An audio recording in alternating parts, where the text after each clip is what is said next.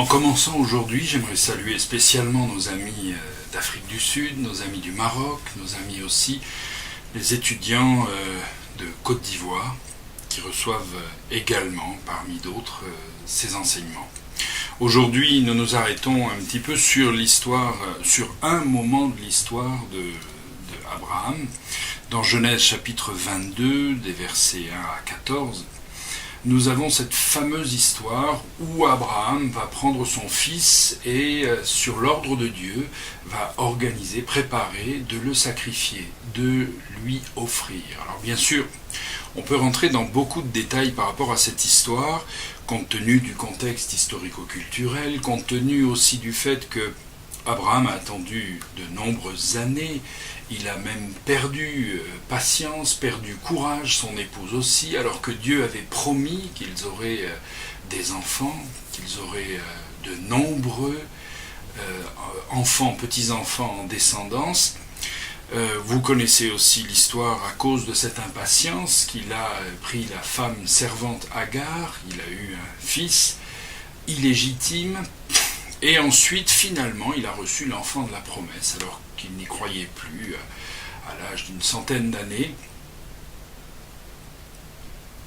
Il a reçu cet enfant de façon extraordinaire. Et puis cet enfant, un beau jour, Dieu lui demande de lui offrir. Il lui demande de lui offrir en cadeau. Donc après plusieurs années, que dis-je, une trentaine d'années de relation avec Dieu, Dieu va mettre Abraham à l'épreuve. Il va le tester. Le tester pas pour voir si Abraham est à la hauteur, puisque Dieu est suffisamment en connaissance du futur, du passé, du présent, il n'a pas besoin, mais il va le mettre en situation d'épreuve pour l'aider à recentrer ses priorités. Évidemment que Abraham, qui a reçu cet enfant comme quelque chose qu'il attendait depuis tellement longtemps, a obligatoirement mis un impact, une priorité sur cet enfant. Chacun d'entre nous, nous avons des choses qui sont venues de Dieu. Des dons, des compétences, peut-être des excellences, des richesses. Nous avons reçu des choses et nous sommes convaincus qu'elles viennent de Dieu et nous n'avons pas tort. Seulement, ces choses-là peuvent, à notre insu, délicatement, glisser vers la priorité, pour pas dire l'idolâtrie. Bien sûr, tout le monde se défend d'être idolâtre, tout le monde se défend, surtout les chrétiens, se défendent d'avoir autre chose en priorité que Dieu lui-même. Mais quelquefois, on peut aussi tomber dans le piège d'être tellement concentré sur la volonté de Dieu, sur la manifestation de l'Esprit, sur les résultats de ma vie chrétienne, sur la puissance de mon acte de prière, que j'en délaisse la personne de Dieu lui-même, la personne de Jésus-Christ. Et je viens de dépolariser, si je peux dire, ce qui est l'essence même de ma relation et de ma vie avec Dieu. Et c'est pourquoi Dieu va mettre à l'épreuve Abraham en lui demandant de sacrifier ce qui est le plus important pour lui, ou ce qui pourrait être le plus important pour lui. Dieu va demander à certains moments de notre vie que nous soyons peut-être capables de lui offrir notre don, offrir notre mandat. Vous avez peut-être été appelé à faire de la musique, vous avez été appelé à vous occuper des enfants, vous avez été appelé à enseigner, peut-être avez-vous été appelé à être pasteur, peut-être pensez-vous que vous êtes appelé à ne plus faire telle ou telle activité, peut-être vous pensez être appelé à, mandaté pour, etc. Et puis tout à coup, Dieu vous amène dans une direction, dans un chemin qui ne ressemble pas du tout à cela. Et bizarrement, de façon un peu paradoxale, instinctivement, conscient ou inconscient, on va commencer de se battre contre Dieu.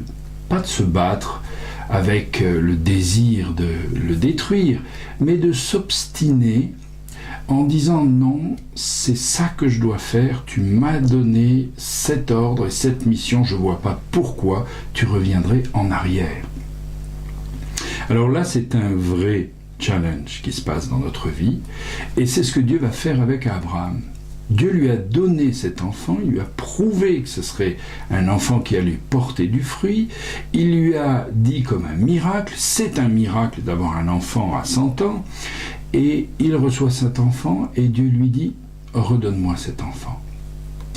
La Bible va nous révéler dans Hébreux chapitre 11 que Abraham avait la révélation que Dieu était capable de ressusciter les morts. Donc, aussi élevé dans une culture, la culture babylonienne à l'origine, où Abraham a été élevé dans un climat où il était assez courant de sacrifier son premier-né au Dieu que l'on adorait. Donc ce mélange de choses, et puis bien entendu la confiance qu'Abraham avait développée envers Dieu, eh bien toutes ces choses ont fait qu'il était prêt de le faire. Et Dieu veut en réalité montrer à Abraham qu'il est le Dieu qui pourvoit. Et c'est pourquoi dans le verset 14, il est appelé Yahvé Yireh, c'est l'Éternel qui pourvoit. Il n'est pas celui qui va fabriquer la provision, il est celui qui est la provision. Quand nous nous approchons de Dieu, nous nous approchons des solutions. Quand nous sommes en contact avec Dieu, nous sommes en contact avec la solution. Alors, Dieu va absolument organiser cette situation pour que Abraham puisse voir que Dieu veut pourvoir. Nous avons un Dieu, chers amis, qui veut pourvoir. Et pour qu'il puisse pourvoir, il est obligé de nous montrer des besoins. Il est obligé de permettre que ces besoins ne soient pas remplis par nous-mêmes. Vous savez comme moi que, suivant ce que nous vivons, suivant les capacités que nous avons, eh bien nous avons plus ou moins besoin de Dieu dans notre vie. Et certaines fois de notre vie, nous n'avons même pas du tout besoin de Dieu. Bien sûr, on ne s'en rend pas compte, bien sûr, on continue de prier, bien sûr, on demande à Dieu un certain nombre de confirmations, mais notre style de vie fait que finalement, j'ai quand même le sentiment que les choses se passent parce que j'ai fait ce qu'il fallait. Eh bien ça c'est, je suis en train de rentrer tranquillement dans une nouvelle conception, c'est la conception de j'y arrive. Si je fais ce qu'il faut, les choses se passent, etc. Je remercie Dieu, mais je remercie Dieu parce que j'ai appris à le remercier, mais suis-je réellement conscient que je suis dépendant de la provision de Dieu? Suis-je réellement attaché à la réponse et à la provision divine? Alors Dieu veut pourvoir. Pourquoi? La première raison, c'est parce qu'il veut que nous soyons en relation avec lui. Et quand on a un besoin envers quelqu'un, on est obligé d'être en relation avec cette personne. Ça, on en a déjà parlé dans certaines autres vidéos, la différence entre religion et relation. Mais Dieu veut que nous soyons en dépendance avec sa solution. Et grâce à sa disponibilité de cœur et son intérêt gracieux envers nous, il n'y a rien qui nous empêche de recevoir les provisions que Dieu a en réserve pour nous. Il a préparé les provisions et nous avons besoin de réaliser que c'est lui qui pourvoit et que sans lui, il n'y a pas de provision. Bien entendu, il y a une autre raison. Il y a une autre raison, c'est aussi que Dieu veut pourvoir pour nous rendre heureux et pour manifester le fait qu'il est l'origine de la provision et non pas mes efforts, mes compétences, mes capacités. Encore une fois, plus mes capacités sont efficaces, moins je vais avoir besoin des capacités surnaturelles de Dieu. Et les capacités surnaturelles de Dieu, c'est ce qui va me rendre attaché à lui, collé à lui. Dieu sait ce dont nous avons besoin. Il le sait, Matthieu 6:8, avant même qu'on lui demande. Dieu aime pouvoir répondre à nos besoins. Et vous savez, des fois on se pose la question, mais qu'est-ce qui se passe? Pourquoi est-ce que les choses ne se débloquent pas? Pourquoi est-ce que je n'ai pas ce que je pense que j'aurais dû avoir? Pourquoi est-ce que la prière ne marche pas dans ce cas-là? Eh bien, quelquefois, Dieu nous laisse pour que nous réalisions que nous sommes ni dans le faux, ni dans le juste, mais que c'est lui qui est la provision. Nous avons besoin de le rencontrer comme une provision. Philippiens 4,19 nous dit que mon Dieu pourvoira à tous mes besoins selon sa richesse. Selon sa richesse.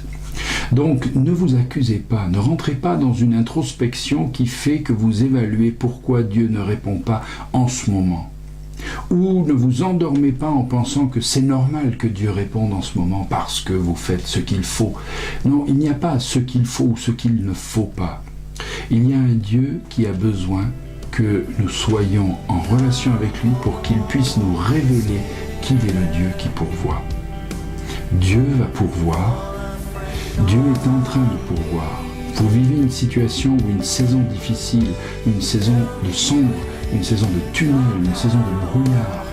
Vous ne voyez pas l'issue, vous pensez que c'est fini, que c'est trop tard, que c'est trop avancé, que c'est trop loin, que c'est plus possible. Ne vous découragez pas, il est le Dieu qui pourvoit.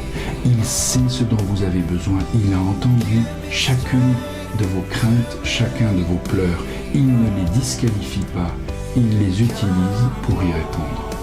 Soyez sans crainte, Dieu pourvoira.